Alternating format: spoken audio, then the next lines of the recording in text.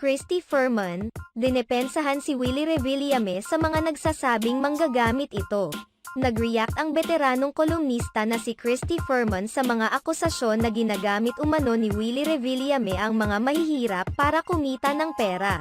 Sa isa sa mga episode ng online show niya kasama sina Romel Chica at Wendell Alvarez, ibinahagi ni Christy Furman ang ilang komento ng mga netizens laban kay Willie Revillame at sa show nito.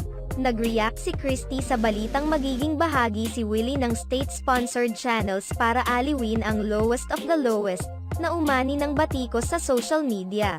Hindi ka naman nagtatrabaho para yumaman. Ikaw ay gumagamit ng mahihirap para yumaman ka.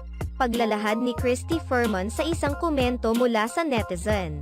Kahit na may mga hindi sila pagkakaunawaan nitong mga nakaraang buwan, naniniwala pa rin si Christy Furman na wagas ang intensyon ni Willie na tumulong sa mga mahihirap at hindi dahil sa pera. Sana lang wag magpagamit si Willie Revillame sa mga politiko na napakalayo pa ng boxing pero pumuporna na ngayon pa lang, pahayag pa ni Christy Furman.